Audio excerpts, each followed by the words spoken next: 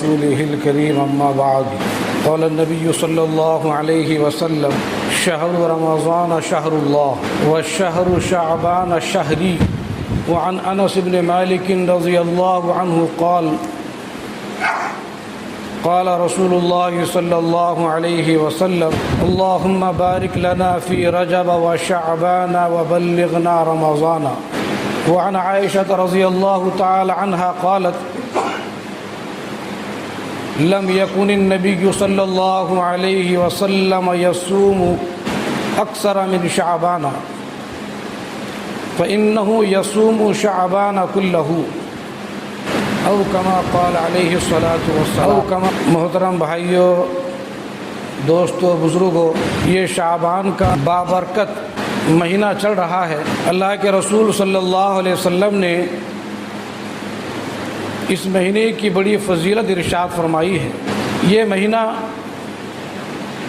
رمضان المبارک کا مقدمہ ہے۔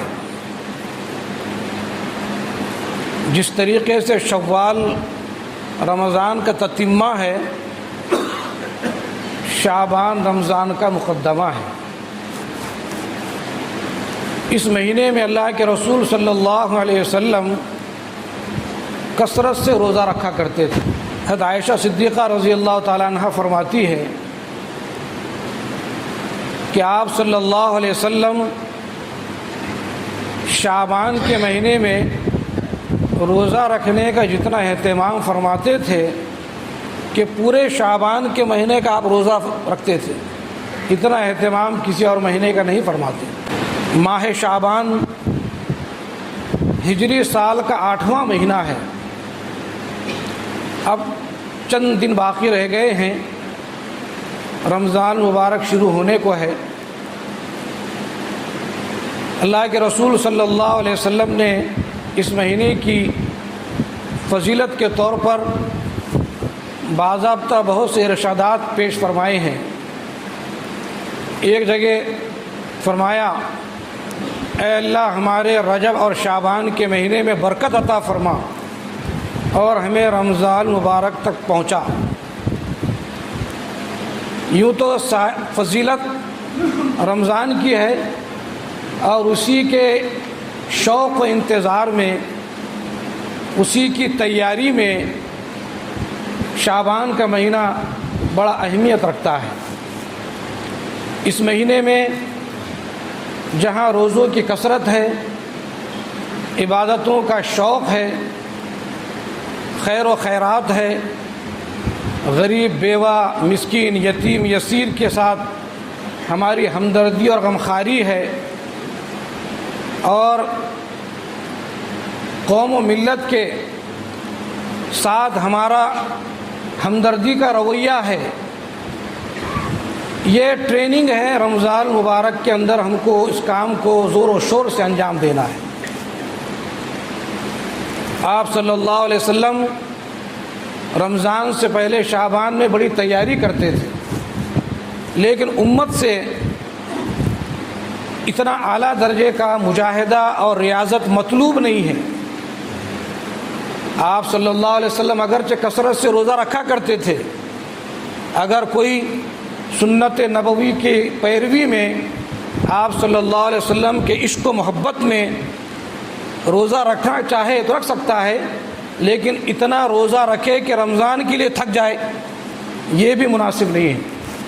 یعنی کہ ہم اس مہینے میں اور مہینوں کے مقابلے میں عبادتوں میں اضافہ کریں، نوافل کا اہتمام کریں، قرآن مجید کی تلاوت میں کثرت پیدا کریں، ذکر و اذکار کی عادت ڈالیں، تاکہ رمضان میں ہم کو اجنبیت اور غرابت نہ ہو، اور اس کے لیے ہم اچھی طریقے سے پہلے سے ہی تیار ہوں۔ آپ دیکھتے ہیں کہ کئی مہینوں پہلے تیاری ہوتی ہے، شادی ہے، پھر جب شادی کا وقت ہوتا ہے تو وہ ساری چیزیں آسانی سے ہو جاتی ہے۔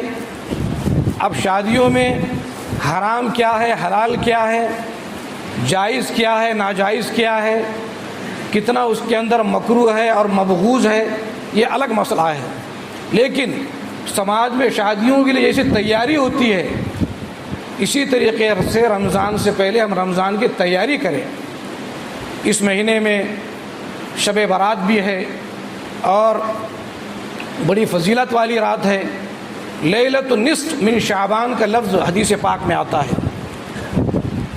ایک مرتبہ اللہ کے رسول صلی اللہ علیہ وسلم کو حضرت عائشہ نے بستر پر نہ پایا تو ڈھونڈنے لگی، مدینے کے قبرستان میں آپ کو موجود پایا۔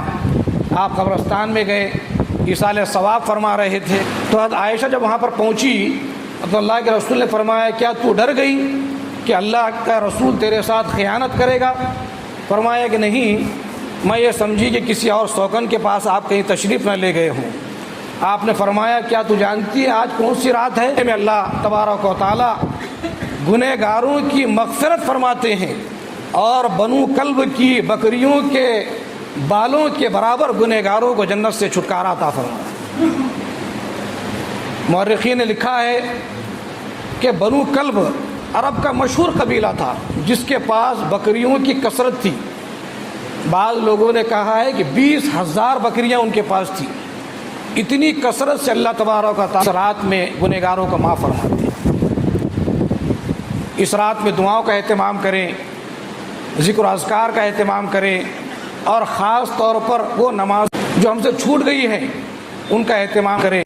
قیامت کے دن تو یہ فرائض کے بارے میں پوچھو گی کہ آپ نے فرض نماز پڑھی یا نہیں پڑھی، تو جو چھوٹی ہوئی نمازیں ہیں ان کو یاد کرے اور ان کو ادا کرنے کی اس رات میں کوشش کرے۔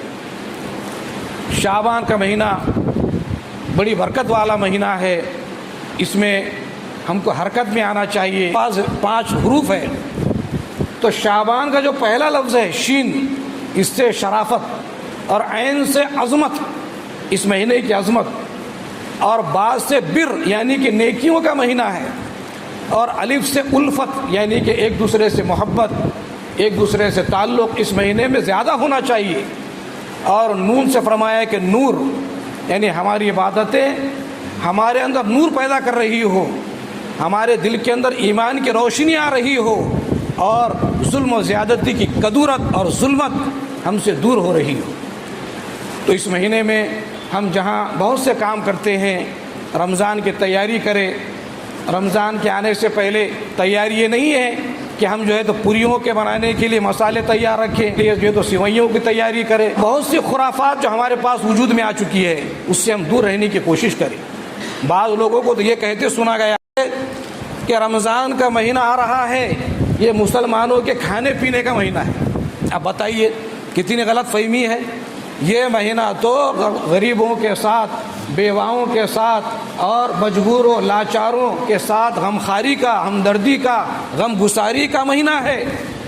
اس کے اندر بھوکا رہ کر دوسروں کی بھوک کے احساس پیدا کرنے کا مہینہ ہے کہ جب بھوک لگتی ہے تو کیسا انسان وہ کمزور ہو جاتا ہے، نڈھال ہو جاتا ہے، بھوک کیا چیز ہوتی ہے اس احساس کو دلانے کا یہ مہینہ ہے۔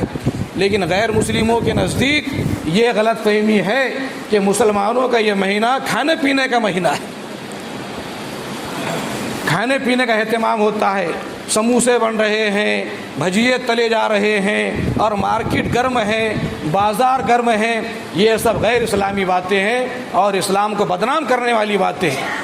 11 مہینے ہم نے کھایا پیا، اللہ نے ہم کو نعمتوں سے سرفراز فرمایا، اللہ کی نعمتوں سے ہم بہراور ہوئے۔